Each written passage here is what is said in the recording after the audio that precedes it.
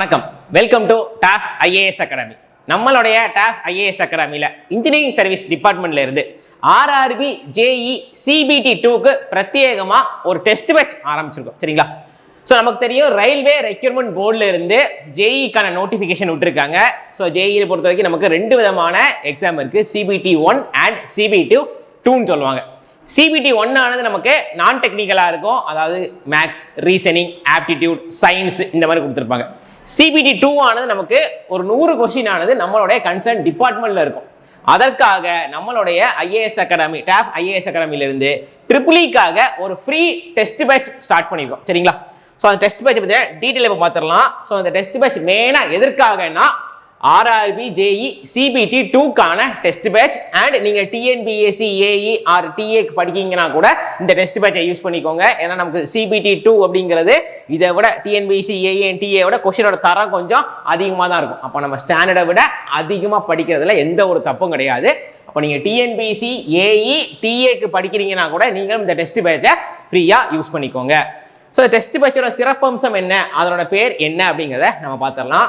So test பேட்சுக்கு நம்ம மின்னல் test batch அப்படின்னு வச்சிருக்கோம். ஸோ எதற்காக மின்னல் அப்படின்னா நமக்கு ஆர்ஆர்பி ஜேஇயை பொறுத்த வரைக்கும் ஸ்பீடு முக்கியம். சரிதானா? ஏன்னா நமக்கு 100 கொஸ்டின் இருக்கு அண்ட் நான் டெக்ல ஒரு 50 கொஸ்டின் இருக்கும், 150 கொஸ்டின் இருக்கும், 2 hours தான். அப்போ நம்ம என்ன பண்ணோம், நம்ம டிஎன்பிஎஸ்சி ஏஇ டிஏவோட அதிகமான வேகத்தில் போடணும், மின்னல் மாதிரி கொஸ்டினை சால்வ் பண்ணும். ஸோ அதுக்காக தான் மின்னல் டெஸ்ட் சீரீஸ் வச்சிருவோம். சரிங்களா? ஸோ இந்த டெஸ்ட் பேட்சோட முக்கியமான சிறப்பம்சம் என்ன அப்படிங்கிறத பார்த்துருவோம். இது முழுக்க முழுக்க ஃப்ரீ டெஸ்ட் பேட்ச். சரிதானா? ஸோ அந்த டெஸ்ட் பேட்ச் ஆனது இலவசமாக உங்களுக்காக கொடுத்துக்கிட்டு இருக்கோம். நமக்கு தெரியும் இப்போ தான் நமக்கு நோட்டிஃபிகேஷனே விட்டுருக்காங்க. ஸோ நோட்டிஃபிகேஷன் விட்டு சிபிடி 1 வைக்கிறதுக்கு எப்படியும் ஒரு மினிமம் ஒரு 6 months ஆகும். சிபிடி 1 நடந்து ஒரு 3 months அப்புறம் தான் ரிசல்ட் வரும், அதுக்கப்புறம் தான் சிபிடி 2 வரும். நீங்கள் இப்போ படிக்க ஸ்டார்ட் பண்ணால் கூட சிபிடி 2க்கு தரமாக ரெடி ஆயிடலாம். ஏன்னா மினிமம் சிபிடி 2க்கு ஒரு 9 months மினிமம் இருக்கு, மேக்ஸிமம் பார்த்தா ஒரு 1 year இருக்கும்.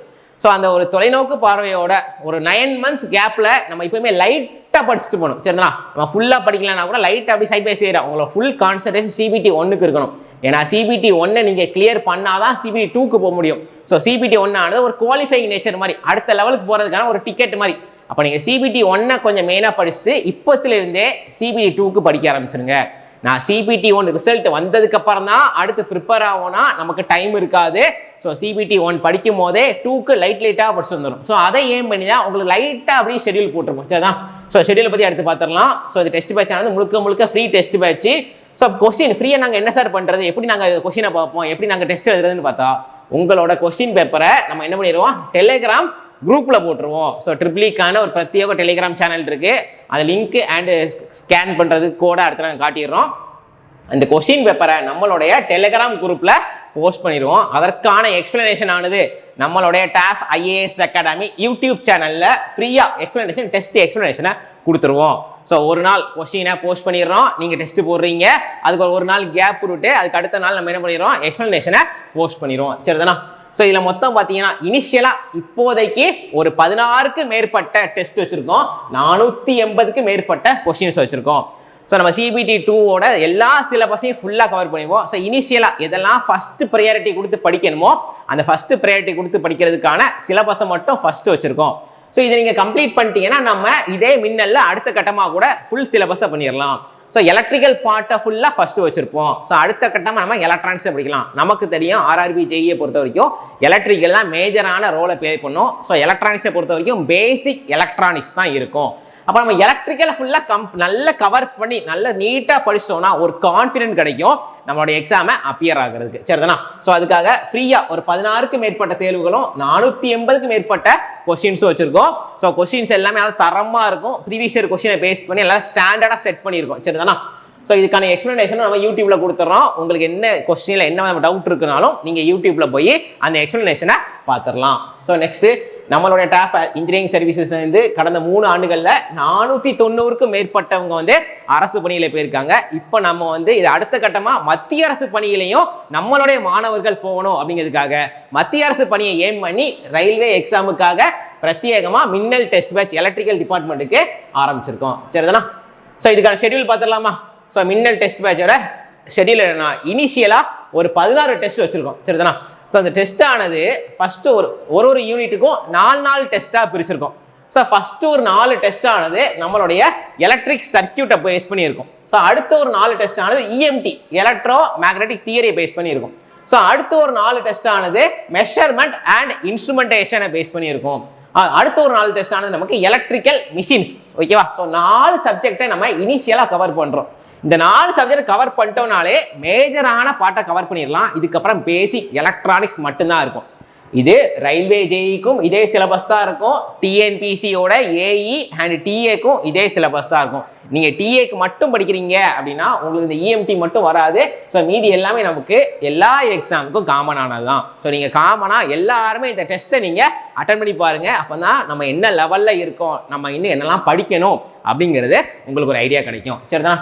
ஸோ இந்த டெஸ்ட் எப்போ அப்படி இருக்குன்னா, எப்போ ஸ்டார்ட் ஆகுதுன்னா December 3 ஸ்டார்ட் பண்ணுறோம். ஓகேவா? ஸோ எவ்ரி வெனஸ்டே புதன்கிழமை தோறும் நம்மளுடைய டெஸ்ட் இருக்கும். ஸோ வாரம் ஒரு டெஸ்ட் தான் வச்சுருக்கோம்.